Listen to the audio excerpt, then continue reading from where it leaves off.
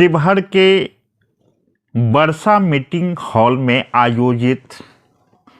श्रद्धांजलि सभा लोक अभियोजक अरुण कुमार सिंह जी कल 24 फरवरी को स्वर्गवासी हुए, अब हमारे बीच नहीं हैं। उनके संदर्भ में मुझे अपने शब्द रखने का जब मौका मिला, मंच पर देवेश चंद्र ठाकुर सभापति विधान परिषद बिहार, ठाकुर धर्मेंद्र सिंह, विमल शुक्ला जी, एमएलसी रेखा जी और तमाम की उपस्थिति में मुझे जब मेरे अपने अनुभवों के संबंध में बात रखने का अवसर मिला तो मेरा मन कहीं ना कहीं कचोट भी रहा था और मुझे एक संतुष्टि भी थी कि अरुण बाबू हमारे गार्जियन थे, अच्छे मित्र जैसा व्यवहार था उनका और बहुत कुछ उनसे सीखने को मिला था पिछले 5-6 वर्षों में। न केवल एक लोक अभियोजक के रूप में बल्कि एक गार्जियन के रूप में, और मेरे तो सत्ता पक्ष के लिए कहीं ना कहीं पैरवीकार थे। जब भी मैं उनके चेंबर में गया, जब भी उनसे मिला, जब भी कहीं मुलाकात हुई तो दाढ़ी की बात होती ही थी, पुल की बात होती ही थी और मेरे संघर्ष में हमेशा वो ऊर्जा भरते थे। लेकिन मैंने कहा कि अगर उनके पिताजी की प्रतिमा, जो कि वर्षों तक मुख्यमंत्री द्वारा अनावरण किए जाने के इंतजार में थी, अगर रामभद्राचार्य जी के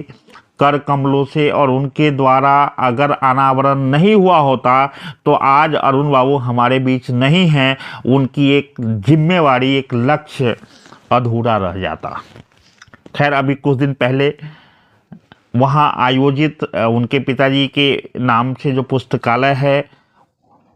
वहाँ प्रतिमा का दर्शन करने का अवसर भी प्राप्त हुआ और कई कवियों के साथ वहाँ कवि सम्मेलन में भी शिरकत करने का मौका मिला। मैंने चर्चा किया कि किस प्रकार वो किसी की मदद तुरंत किया करते थे और किस तरीके से मुझे कोई कानूनी उलझन होती थी तो एक हमारे सलाहकार और गार्जियन के रूप में थे।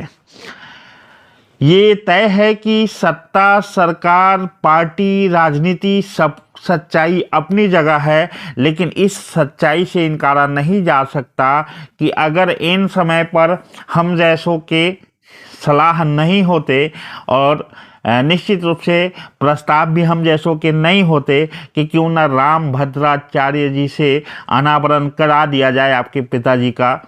प्रतिमा, तो शायद ये उनका सपना अधूरा रह जाता। और आज हम उनकी प्रतिमा की बात कर रहे हैं कि अब उनकी प्रतिमा लगनी चाहिए, लेकिन अब उनके पिताजी की प्रतिमा की बात भी करनी पड़ती। ये राजनीति का कैसा चेहरा है ये दिखाने का मेरा प्रयास था कि जिस मुख्यमंत्री से इतना अभिन्न संबंध रहा इनका, ये अपने जीवन के अंतिम समय ही कह लीजिए, हालांकि अभी जाने वाले नहीं थे,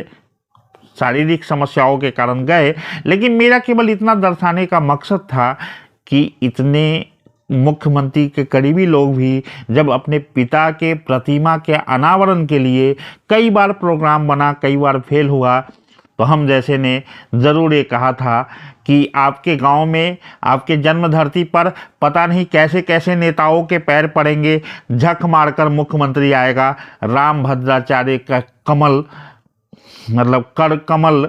शायद ही कभी पड़े। ये बहुत सुंदर मौका था और आज कहीं ना कहीं मन में संतुष्टि है कि हमारे ये गार्जियन आज हमारे बीच तो नहीं हैं, लेकिन कम से कम समय रहते इन्होंने एक अच्छा निर्णय लिया और मुख्यमंत्री द्वारा अपने पिताजी के प्रतिमा के अनावरण को ख्याल को त्याग कर श्री रामभद्राचार्य जी द्वारा अपने पिता के प्रतिमा का अनावरण करके तो गए हैं। इनके बाद इनकी याद निश्चित रूप से हर तमामों लोगों तक